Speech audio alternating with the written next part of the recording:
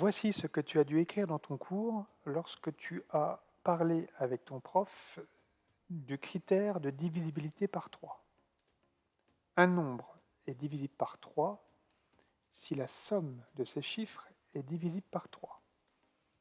Si en lisant cette phrase, tu te dis ou encore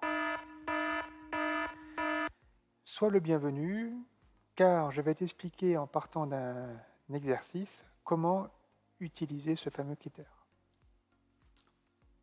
Voici l'énoncé que l'on va traiter dans cette vidéo.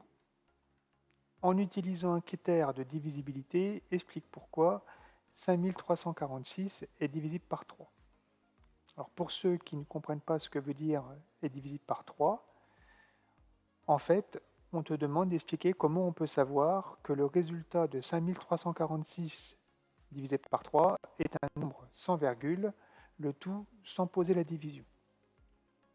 Donc dans l'énoncé, il te parle d'un critère de divisibilité. Je te le rappelle, 5346 est divisible par 3 si la somme de ces chiffres est divisible par 3. Alors, ça veut dire quoi? Eh bien, en fait, on te demande d'additionner un par un les nombres de 5346 et il faut que le résultat obtenu soit un résultat de la table des 3. Alors, je vais te montrer concrètement comment ça marche.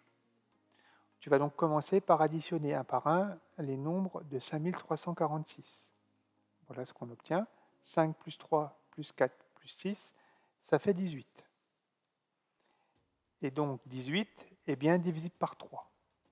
Je te rappelle que ça veut dire que c'est bien un résultat de la table des 3, 3 fois 6. Donc 5346 est bien divisible par 3. Voilà, on a répondu à la question. Et en faisant le calcul à la calculatrice, voilà, je viens de te l'afficher, le résultat est 1782, donc c'est bien un nombre sans virgule.